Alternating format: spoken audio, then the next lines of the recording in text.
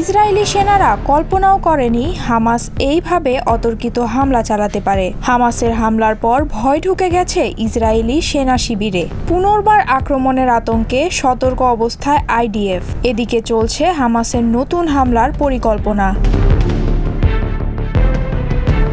সোমবার গাজা সিটির শেখ রাদওয়ান এলাকার উপকণ্ঠে ভোর ৬টার দিকে রাতের অপারেশন শেষে ঘাঁটিতে ফিরে এসেছিল ইসরায়েলি আর্মার্ড ব্রিগেডের ৫২তম ব্যাটালিয়নের সৈন্যরা। কিন্তু তারা জানত না মৃত্যু তাদের জন্য অপেক্ষা করছিল ট্যাঙ্কের হ্যাচের মুখেই।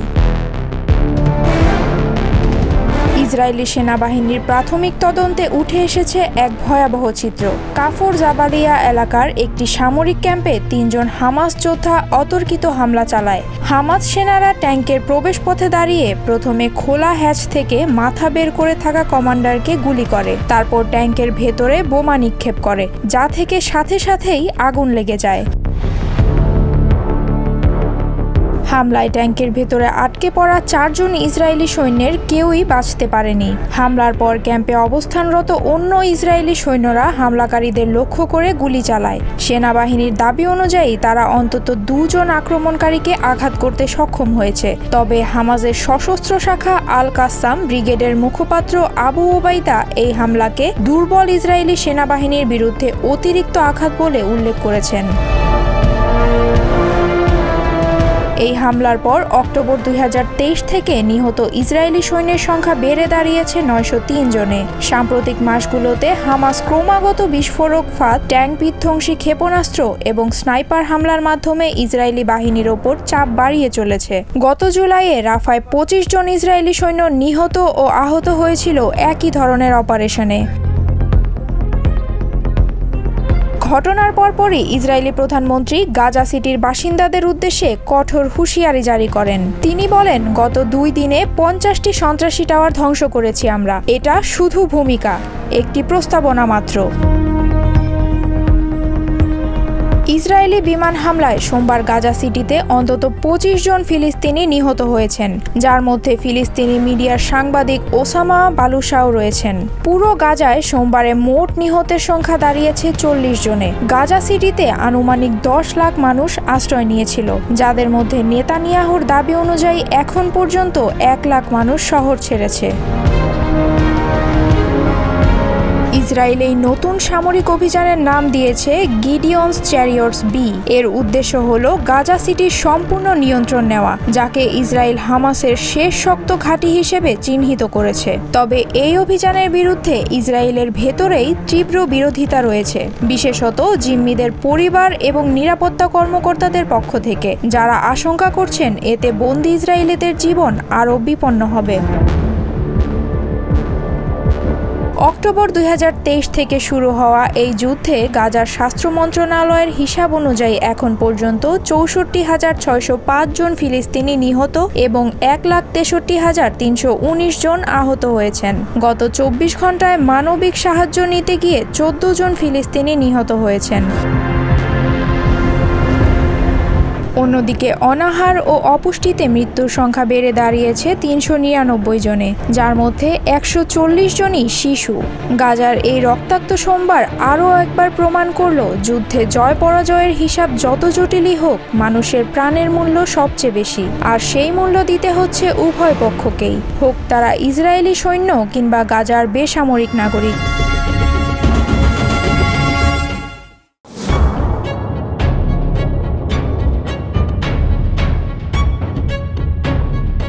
বিশ্ব রাজনীতির নাট্যমঞ্চে এমন কিছু দৃশ্য রয়েছে যা প্রতিনিয়ত নতুন প্রশ্নের জন্ম দিচ্ছে। সম্প্রতি বেইজিংয়ে রাশিয়ার প্রেসিডেন্ট ভলোদিমির পুতিন ও চীন নেতা শি জিনপিংয়ের কাঁধে কাঁধ মিলিয়ে দাঁড়ানো দৃশ্য ঠিক তেমনই। ইউক্রেনের প্রতি চীনের পুরনো প্রতিশ্রুতিগুলো কি তবে ধোঁয়াশায় হারিয়ে গেল?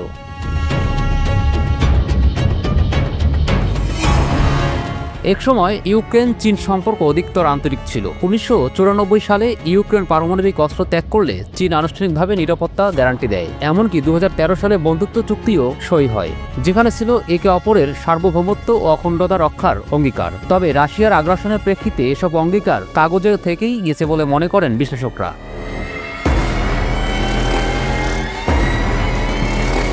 চীনের সরকার বরাবরই নিজেকে রাশিয়া ইউক্রেন সংকটে নিরপেক্ষ মধ্যস্থকারী হিসেবে তুলে ধরেছে, এমনকি শান্তি আলোচনার উদ্যোগও নিয়েছে। কিন্তু বাস্তবে চীন তার প্রতিবেশী ইউক্রেনের চেয়ে রুশ আগ্রাসনের পক্ষে জোরালো অবস্থান নিয়েছে বলে মন্তব্য বিশেষজ্ঞদের। 2023 সালে চীনের 12 দফা শান্তি পরিকল্পনায় রাশিয়ার অভিযান বা দখল নিয়ে কোনো স্পষ্ট নিন্দা ছিল না, বরং ছিল মস্কোর বক্তব্যেরই প্রতিধ্বনি।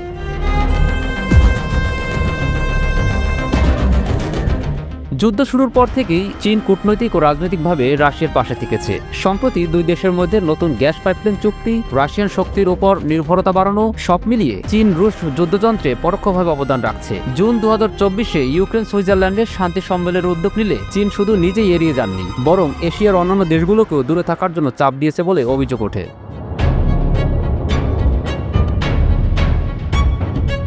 চীনের যেসব আধুনিক সামরিক সক্ষমতার ভিত্তি তার অনেকটাই ইউক্রেনের সরবরাহকৃত প্রযুক্তি ও সামরিক দক্ষতার উপর গড়ে উঠেছে। 1998 সালে ইউক্রেন থেকে চীন দুর্ভাগ্যবশত বিক্রি হওয়া ভ্যারিয়াক এয়ারক্রাফট ক্যারিয়ারই পরবর্তীকালে লিয়াংনিং হয়ে চীনের প্রথম আকাশপথের শক্তি। পরবর্তী সময়ে ইউক্রেনের মোটর সেচের সামরিক কোম্পানির কাছে চীনের আগ্রহ ছিল প্রবল।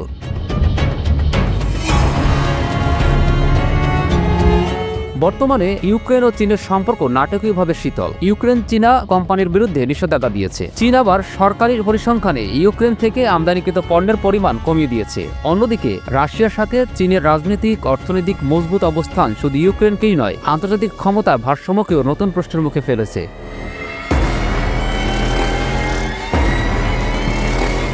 শেষ পর্যন্ত চীনের আপাত নিরপেক্ষ অবস্থান বাস্তবে রাশিয়ার সুবিধাকেই প্রাধান্য দিয়েছে, ভুলে গেছে ইউক্রেনের সাথে সেই পুরনো প্রতিশ্রুতি ও ঋণ। বিশ্ব রাজনীতির এই ধোঁয়াশা কি শুধু সংকট বাড়াবে, নাকি শক্তির ভারসাম্য এক নতুন ভোর দেখাবে? এই প্রশ্নই এখন তীব্রতর।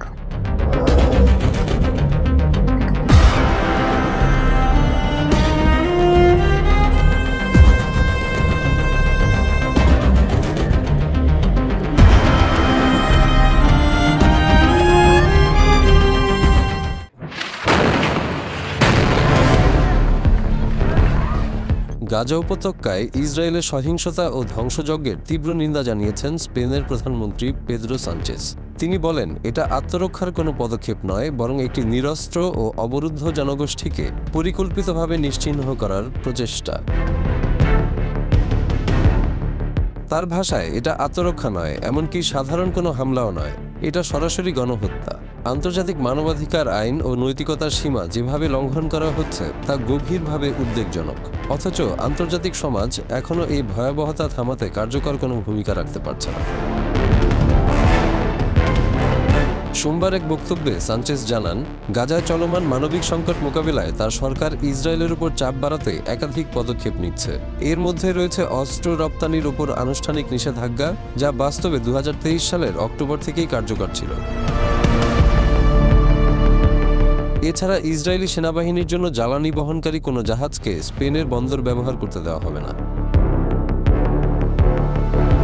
স্পেন 2026 সালের মধ্যে গাজায় তার মানবিক সহায়তা বৃদ্ধি করে 15 কোটি ইউরো প্রায় $176 মিলিয়ন করার প্রতিশ্রুতি দিয়েছে। জাতিসংঘের ফিলিস্তিনি শরণার্থী সংস্থা UNRWA এর সহায়তা বাড়ানোর পাশাপাশি স্পেনের বাজারে ইসরায়েলি পণ্যের উপর নিষেধাজ্ঞা আরোপের পরিকল্পনাও রয়েছে। সানচেজ আরও বলেন, গাজায় গণহত্যায় সরাসরি জড়িত ব্যক্তিদের স্পেনে প্রবেশ নিষিদ্ধ করা হবে। তার ভাষ্যমতে, এই পদক্ষেপগুলো যুদ্ধ থামানোর জন্য যথেষ্ট না হলেও ইসরায়েলের প্রধানমন্ত্রী বেনিয়ামিন নেতানিয়াহুর উপর চাপ সৃষ্টি করবে এবং ফিলিস্তিনি জনগণের দুর্ভোগ কিছুটা হলেও লাঘব করতে সহায়ক হবে। এই ঘোষণার পাল্টা প্রতিক্রিয়ায় ইসরায়েলের পররাষ্ট্রমন্ত্রী গিদিয়ন সার স্পেনের সমালোচনা করে বলেন, সানচেজ নিজের দলের দুর্নীতির কেলেঙ্কারি থেকে জনগণের মনোযোগ সরানোর চেষ্টা করছেন। তিনি স্পেন সরকারের অবস্থানকে ইহুদি বিদ্বেষী বলেও মন্তব্য করেন। এক্সে দেওয়া বার্তায় সার জানান, স্পেনের দুই বামপন্থী মন্ত্রী, শ্রমমন্ত্রী ইয়োলান্দা দিয়াজ এবং যুবমন্ত্রী সিরা রিগোকে ইসরায়েলের প্রবেশে নিষেধাজ্ঞা দেওয়া হয়েছে। তারা ইসরায়েলকে গণহত্যাকারী রাষ্ট্র বলে অভিহিত করেছিলেন এবং ইসরায়েলের বিরুদ্ধে নিষেধাজ্ঞা ও বয়কটের আহ্বান জানিয়েছিলেন। 2023 সালের 7 অক্টোবর হামাসের নেতৃত্বে ইসরায়েলের এক হামলায় প্রায় 1200 মানুষ নিহত হন এবং 151 জন জিম্মি হন। এর জবাবে ইসরায়েল গাজায় সামরিক অভিযান শুরু করে, যা এখন পর্যন্ত গাজার স্বাস্থ্য মন্ত্রণালয়ের তথ্যমতে 64,000-এর বেশি ফিলিস্তিনির প্রাণ কেড়ে নিয়েছে, যদিও এই সংখ্যায় বেসামরিক নাগরিক ও যোদ্ধাদের আলাদাভাবে উল্লেখ করা হয়নি। শুরু থেকেই ফিলিস্তিনিদের উপর ইসরায়েলের এই আগ্রাসনের সমালোচনা করে আসছে স্পেন। দেশটি গত বছর নরওয়ে ও আয়ারল্যান্ডের সঙ্গে ফিলিস্তিনি রাষ্ট্রকে আনুষ্ঠানিকভাবে স্বীকৃতি দেয়। স্পেনই ইউরোপের প্রথম দেশ যারা জাতিসংঘের আদালতের কাছে দক্ষিণ আফ্রিকার পক্ষ নিয়ে গাজায় গণহত্যার অভিযোগে ইসরায়েলের বিরুদ্ধে চলমান মামলায় যোগ দেওয়ার জন্য আবেদন করে। ইসরায়েলি পররাষ্ট্রমন্ত্রী সারের ভাষায়, স্পেনের এই সিদ্ধান্তে ইসরায়েল খুব একটা ক্ষতিগ্রস্ত হবে না। তিনি বলেন, তারা যদি ইসরায়েলের সঙ্গে প্রতিরক্ষা সহযোগিতা বন্ধ করতে চায় তাতে আমাদের কোনো ক্ষতি হবে না। ইসরায়েলের ভূমি রক্ষায় স্পেনের সহযোগিতার প্রয়োজন নেই।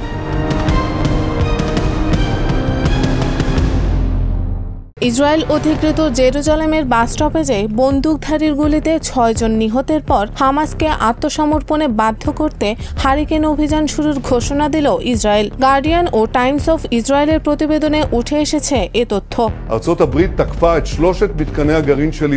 ইসরায়েলি প্রতিরক্ষা মন্ত্রী ইসরায়েল কার্স জানিয়েছেন, গাজা শহরের আকাশে এবার আঘাত হানবে শক্তিশালী হারিকেন, কেঁপে উঠবে সন্ত্রাসীদের টাওয়ারগুলোর ছাদ। যদিও এ বিষয়ে সামরিক বাহিনী আনুষ্ঠানিক মন্তব্য করেনি। কয়েকদিন ধরে গাজার সুউচ্চ আবাসিক ভবনগুলোকে গুড়িয়ে মাটির সঙ্গে মিশিয়ে দিচ্ছে দখলদার বাহিনী। ইসরায়েল দাবি করছে হামাস এসব ভবন সামরিক কাজে ব্যবহার করে, তবে হামাস এই অভিযোগ প্রত্যাখ্যান করেছে। আন্তর্জাতিক সংবাদ মাধ্যমগুলো বলছে, গাজা সিটি দখল করতেই ইসরায়েলি বাহিনী অভিযান জোরদার করছে। সোমবারও একাধিক টাওয়ার ধ্বংস করা হয়। জেরুজালেমে এলোপাথারি গুলিতে নিহতদের মধ্যে রয়েছেন 50 বছর বয়সী এক পুরুষ, এক নারী এবং 30-এর কোঠায় থাকা 3 জন পুরুষ।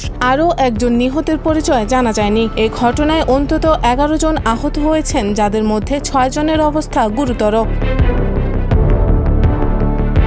পুলিশ জানায়, গাড়িতে 2 হামলাকারী এসে রামোর জংশনের বাস স্টপেজে গুলি চালায়। পরে এক নিরাপত্তা কর্মকর্তা ও এক সাধারণ নাগরিক পাল্টা গুলি চালিয়ে তাদের হত্যা করে। ঘটনাস্থল থেকে অস্ত্র, গুলি ও একটি ছুরি উদ্ধার করা হয়েছে। হামলার পর ফিলিস্তিনি প্রতিরোধ গোষ্ঠীগুলো এই হামলাকে প্রতিরোধের অংশ হিসেবে আখ্যায়িত করে, তবে কেউ এই হামলার দায় স্বীকার করেনি। বিশ্লেষকরা বলছেন, দখলকৃত জেরুজালেমে এ ধরনের সহিংসতা আরও অস্থিরতা তৈরি করছে। 1967 সালের যুদ্ধে অধিকৃত জেরুজালেমকে ইসরায়েল নিজেদের ভূখণ্ড বলে দাবি করে, কিন্তু জাতিসংঘ সহ বিশ্বের অধিকাংশ দেশ এখনও এ দাবিকে স্বীকৃতি দেয়নি। ফলে প্রতিটি হামলা ও প্রতিক্রিয়া আন্তর্জাতিক মহলে নতুন করে উত্তেজনা ছড়াচ্ছে। এ ঘটনার পর প্রধানমন্ত্রী বেনিয়ামিন নেতানিয়াহু জরুরি বৈঠকে বসেছেন। রামোট এলাকার বিপুল সংখ্যক পুলিশ মোতায়েন করেছে ইসরায়েল। এ সময়ের ভিডিও ধারণ করেছে বার্তা সংস্থা রয়টার্স।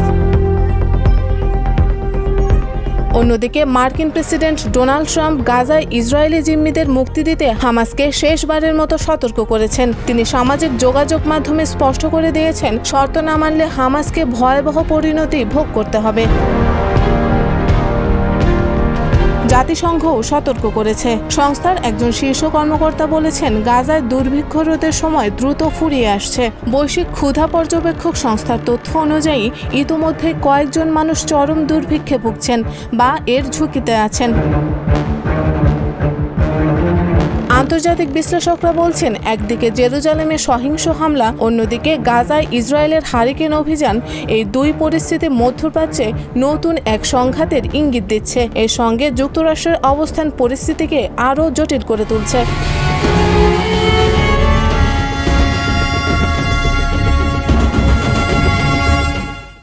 যে অস্ত্র কেনা হয়েছিল জনগণের নিরাপত্তার জন্য, যে সামরিক বাহিনীর বেতন হচ্ছে জনগণের ট্যাক্সের টাকায়, সেই অস্ত্রই আজ তাক করে রাখা জনগণের বুকে। এশিয়ার একের পর এক গণতান্ত্রিক দেশে এই নির্মম বাস্তবতা এখন নিত্যদিনের ছবি। গত এক বছরে এশিয়ার বিভিন্ন গণতান্ত্রিক দেশে জনপ্রতিনিধিদের বিরুদ্ধে জনগণের বিক্ষোভে প্রাণ হারিয়েছেন হাজারো মানুষ। বাংলাদেশে শেখ হাসিনার আমলে প্রায় ১৪০০ মানুষের মৃত্যু হয়েছে বৈষম্য বিরোধী ছাত্র আন্দোলনে। মিয়ানমারে সামরিক অভ্যুত্থানের পর থেকে প্রায় ৬,৮০০ নাগরিক নিহত হয়েছেন। নেপালে সোশ্যাল মিডিয়া নিষেধাজ্ঞার বিরুদ্ধে প্রতিবাদে এ পর্যন্ত মারা গেছেন ১৭ জন। শ্রীলঙ্কায় ২০২২ সালের অর্থনৈতিক সংকটের সময় গোটা গোগামা আন্দোলনে নিষ্ঠুর দমনপীড়নে আহত হয়েছেন শতাধিক মানুষ। ইন্দোনেশিয়ায় এ বছরের শুরু থেকেই সরকার বিরোধী বিক্ষোভে ৩,০০০-এরও বেশি মানুষকে আটক করা হয়েছে। ফিলিপাইনে মার্কোস জুনিয়রের বিরুদ্ধে বিক্ষোভে নিয়মিত পুলিশি নিপীড়নের ঘটনা ঘটছে। দক্ষিণ কোরিয়ায় এ বছরের শুরুতে প্রেসিডেন্ট ইউন সুক ইয়েওলের সামরিক আইন জারির বিরুদ্ধে প্রতিবাদীদের ওপর নিপীড়নের ঘটনাও ঘটেছে। এশিয়ার এসব গণতান্ত্রিক দেশগুলোতে দেখা যাচ্ছে সরকারি বাজেটে সামরিক ও পুলিশ বাহিনীর জন্য বিশাল অঙ্কের বরাদ্দ। মিয়ানমারে গত ২ বছরে সামরিক বাহিনী নজরদারি প্রযুক্তির, ড্রোন এবং হ্যাকিং সফটওয়্যারের জন্য লাখ লাখ ডলার খরচ করেছে, যা ব্যবহার করা হচ্ছে সাধারণ নাগরিকদের ওপর নিয়ন্ত্রণ প্রতিষ্ঠার জন্য। থাইল্যান্ডে ২০১৪ সালের সামরিক অভ্যুত্থানের পর থেকে জনগণের কর দিয়ে কিনেছে এমন সব অস্ত্র ব্যবহার করা হয়েছে প্রো ডেমোক্রেসি আন্দোলনকারীদের বিরুদ্ধে। আন্তর্জাতিক গবেষণা সংস্থা IDE এর সাম্প্রতিক প্রতিবেদনে দেখানো হয়েছে এশিয়ার গণতান্ত্রিক দেশগুলোতে ডেমোক্রেটিক ব্যাকস্লাইডিং এর ৫টি প্রধান পদ্ধতি ব্যবহার করা হচ্ছে। বিচার বিভাগকে নিয়ন্ত্রণ করা, নির্বাচনী ক্ষেত্র বিকৃত করা, বিরোধী দলকে দুর্বল করা, নির্বাহী ক্ষমতার সম্প্রসারণ এবং নাগরিক পরিসরকে সংকুচিত করা। এসব কৌশল প্রয়োগের মাধ্যমে সরকারগুলো জনগণের প্রতিবাদের কণ্ঠস্বর রুদ্ধ করে দিচ্ছে, আর তখনই তারা ব্যবহার করছে জনগণের টাকায় কেনা অস্ত্র। আজকের এশিয়ায় সরকারগুলো শুধু ঐতিহ্যবাহী অস্ত্র নয়, বরং ডিজিটাল নিপীড়নের নতুন মাত্রা যোগ করেছে। ইন্টারনেট সংযোগ বিচ্ছিন্ন করা, সামাজিক যোগাযোগ মাধ্যম নিষিদ্ধ করা, ভুয়া সংবাদ আইনের নামে মত প্রকাশের স্বাধীনতা হরণ এখন সাধারণ ঘটনা। মিয়ানমারে ইন্টারনেট বন্ধ, বাংলাদেশে সোশ্যাল মিডিয়া নিষেধাজ্ঞা, নেপালে একই ধরনের পদক্ষেপ, এসবই জনগণের টাকায় কেনা অস্ত্রের মাধ্যমে বাস্তবায়িত হচ্ছে। তবে এশিয়ার সর্বত্রই দেখা যাচ্ছে জনগণের অভাবনীয় সাহসিকতা ও প্রতিরোধ। দক্ষিণ কোরিয়ায় মাত্র ৬ ঘন্টার মধ্যে জনগণ ও সংসদীয় প্রতিরোধের মুখে প্রেসিডেন্টের মার্শাল ল প্রত্যাহার করতে হয়েছে। বাংলাদেশে ছাত্র সমাজের নেতৃত্বে আন্দোলনে একনায়কতন্ত্রের পতন ঘটেছে। শ্রীলঙ্কায় গোটা গোগামা আন্দোলন দুর্নীতিগ্রস্ত সরকারের পতন ঘটিয়েছে। এসব ঘটনা প্রমাণ করে জনগণের সংগঠিত শক্তির কাছে কোনো নিপীড়নমূলক সরকারই টিকতে পারে না। এশিয়ায় গণতান্ত্রিক পশ্চাৎপসরণের এই ঘটনাগুলো আন্তর্জাতিক ভূ রাজনীতিরও প্রতিফলন। চীন ও রাশিয়ার মতো কর্তৃত্ববাদী শক্তির উত্থান, আর্থিক সংকট এবং অভ্যন্তরীণ দ্বন্দ্বের প্রভাবে এই অঞ্চলের অনেক সরকার জনগণের বিরুদ্ধে অস্ত্র তুলে নিতে বাধ্য হচ্ছে। বিশেষত কোভিড-19 পরবর্তী অর্থনৈতিক সংকট ও জীবনযাত্রার মান বৃদ্ধির চাপে সরকারগুলো আরও দমনমূলক হয়ে উঠছে। এশিয়ার এই গণতান্ত্রিক সংকটকে ঘিরে সাধারণ মানুষ প্রশ্ন তুলছে, জনগণের অর্থে পরিচালিত সরকার ও রাষ্ট্রযন্ত্র কী করে জনগণেরই বিরুদ্ধে দাঁড়াতে পারে? উত্তরটি হয়তো লুকিয়ে আছে ক্ষমতার নেশায়, দুর্নীতির জালে এবং জবাবদিহিতার অভাবে। কিন্তু ইতিহাস বলছে পৃথিবীতে এমন কোনো মারণাস্ত্র নেই যা জনগণের শক্তিকে দমিয়ে রাখতে পারে।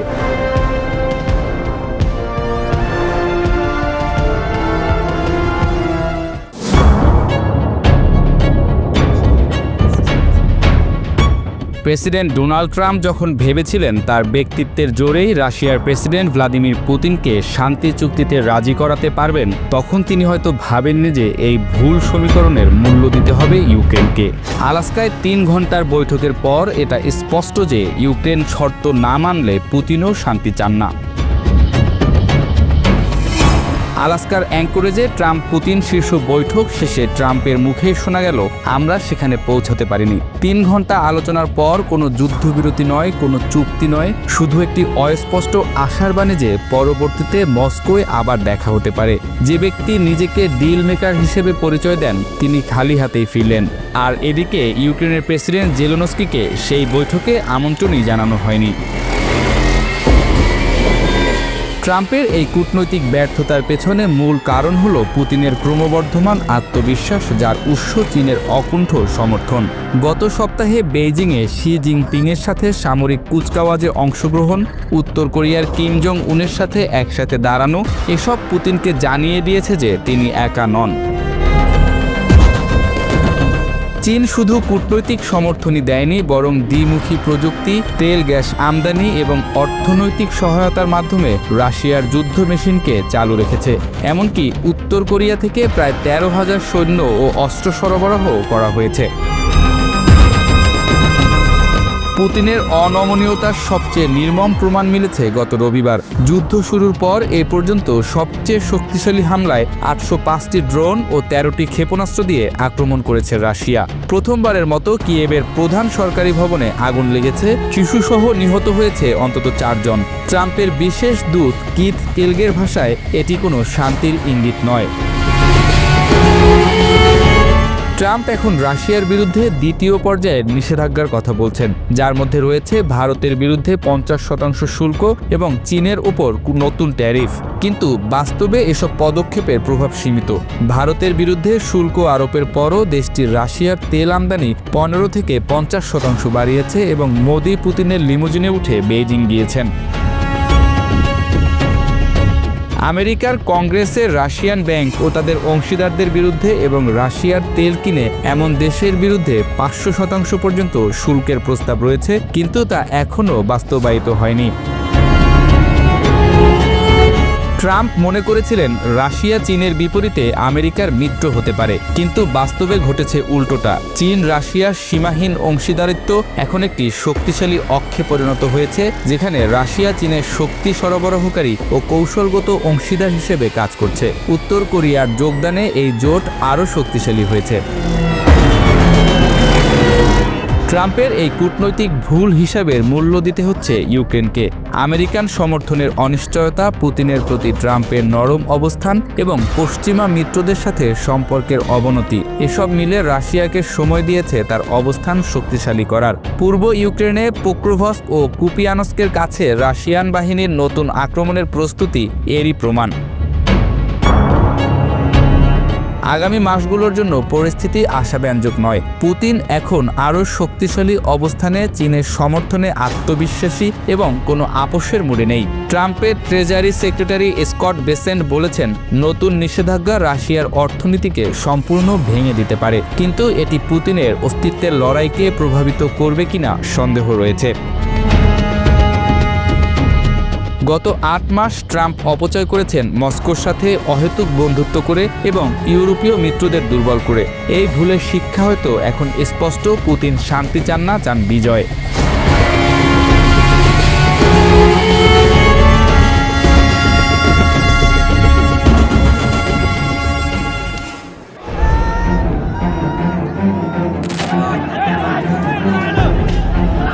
প্রচণ্ড সহিংস বিক্ষোভে টালমাটাল নেপাল। দুর্নীতি বিরোধী আন্দোলনে পুলিশের গুলিতে অন্তত 19 জন নিহত হওয়ার পর সোমবার পদত্যাগ করলেন নেপালের প্রধানমন্ত্রী কেপি শর্মা ওলি। কর্মকর্তারা তার পদত্যাগ নিশ্চিত করেছেন। এর মধ্য দিয়ে হঠাৎ করেই শেষ হলো তার মেয়াদ। পদত্যাগের এই ঘোষণা দেশজুড়ে উত্তপ্ত রাজনীতিকে আরও জটিল করে তুলেছে। এখন নতুন সরকার গঠনে দলগুলোর মধ্যে তীব্র সমঝোতা ও দর কষাকষি শুরু হবে বলে ধারণা করছে স্থানীয় সংবাদ মাধ্যমগুলো।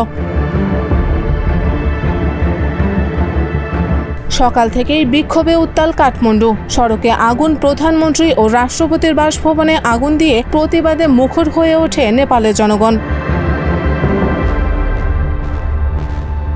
গত সপ্তাহে দুর্নীতি বিরোধী আন্দোলন দমন করতে নেপালি পুলিশ কঠোর অভিযান চালায়। রাজধানী কাঠমান্ডুতে সোমবারের সংঘর্ষে অন্তত 17 জন নিহত হয়, আরও 2 জন মারা যায় সুনসারি জেলায়। শত শত মানুষ আহত হয়েছে, যাদের মধ্যে শতাধিক পুলিশও রয়েছে। আন্তর্জাতিক সংস্থা অ্যামনেস্টি ইন্টারন্যাশনাল জানিয়েছে, বিক্ষোভকারীদের ওপর সরাসরি গুলি চালানো হয়েছে। জাতিসংঘ দ্রুত ও স্বচ্ছ তদন্তের দাবি জানিয়েছে।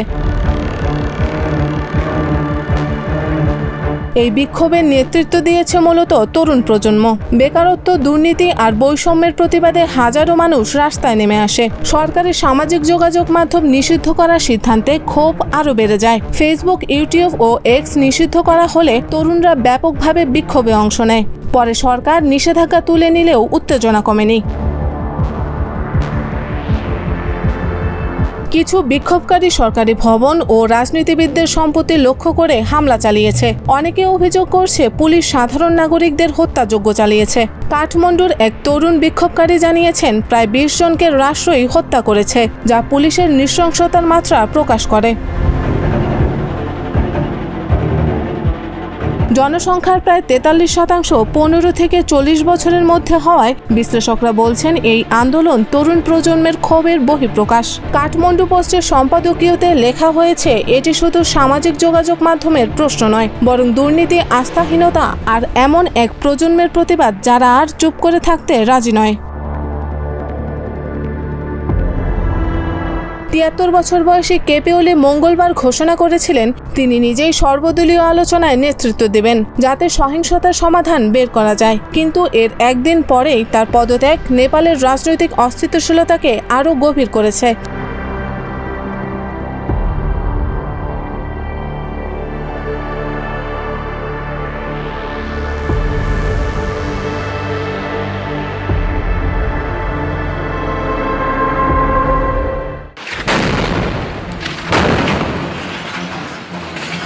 ইসরায়েলি প্রধানমন্ত্রী বেনিয়ামিন নেতানিয়াহু গাজা শহরের বাসিন্দাদের উদ্দেশ্যে হুমকি দিয়ে বলেছেন, এক্ষুনি সরে যাও। একটি নির্দিষ্ট জাতিকে নিশ্চিহ্ন করার লক্ষ্যে গণহত্যা চালানোর হুকুমদাতার এমন হুঁশিয়ারি শুনে বিশ্বজুড়ে নিন্দার ঝড় উঠেছে। সাধারণ নাগরিকদের গণহারে হত্যা এবং জরুরি ত্রাণ সহায়তা বাধাগ্রস্ত করার অভিযোগে জাতিসংঘের মানবাধিকার প্রধান ইসরায়েলকে তীব্রভাবে দায়ী করেন। এই অভিযোগের প্রেক্ষিতে নেতানিয়াহু গাজাবাসীদের উদ্দেশ্যে এই চরম হুঁশিয়ারি দেন। জাতিসংঘের মানবাধিকার হাই কমিশনার ভলকার টুর্ক সোমবার বলেন, ইসরায়েল একটির পর একটি যুদ্ধাপরাধ করেই চলেছে, আর গাজার ধ্বংসযজ্ঞ এমন মাত্রায় পৌঁছে গেছে যা বিশ্ববিবেককে নাড়িয়ে দিয়েছে। তিনি বলেন, চলতি বছরের জানুয়ারিতে আন্তর্জাতিক বিচার আদালত ইসরায়েলকে গণহত্যা থামাতে অবিলম্বে পদক্ষেপ নিতে নির্দেশ দিয়েছিল। সেই আদেশের ভিত্তিতে দেশটি এখন আন্তর্জাতিক আইনের আওতায় জবাবদিহির মুখোমুখি হয়েছে। টার্ক আরও বলেন, গাজায় এখনই এই হত্যাযজ্ঞ বন্ধ করা জরুরি। তার এই আহ্বান আসে এমন সময় যখন ইসরায়েলি বাহিনী গাজা শহরের সবচেয়ে বড় নগরকেন্দ্র ধ্বংস করতে একের পর এক হামলা চালিয়ে যাচ্ছে এবং শহরে স্থল অভিযানের প্রস্তুতি নিচ্ছে। ফিলিস্তিনি সিভিল ডিফেন্স জানায়, রবিবার সকাল থেকে ইসরায়েলি বাহিনীর হামলায় গাজা জুড়ে 50টির বেশি ভবন পুরোপুরি ধ্বংস হয়ে গেছে এবং আরও অন্তত 100 ভবন আংশিকভাবে ক্ষতিগ্রস্ত হয়েছে। সংস্থাটির মুখপাত্র মাহমুদ বাসাল বলেন, ইসরায়েল এমন সব ভবনে হামলা চালাচ্ছে যেগুলোর পাশে বাস্তুচ্যুত মানুষদের জন্য সহায়তা ক্যাম্প রয়েছে। গত 24 ঘন্টায় অন্তত 200টি ত্রাণ তাঁবু ধ্বংস করে দেওয়া হয়েছে। তিনি জানান, গাজা শহরের তুফাহ পাড়ায় ধ্বংসস্তূপের নিচ থেকে এখনো মানুষকে উদ্ধার করা হচ্ছে। আল জারকা এলাকায় একাধিক ভবন বোমা হামলায় মাটির সঙ্গে মিশে গেছে। হামলার লক্ষ্যবস্তু হয়েছে মসজিদ, এমনকি খেলার মাঠও।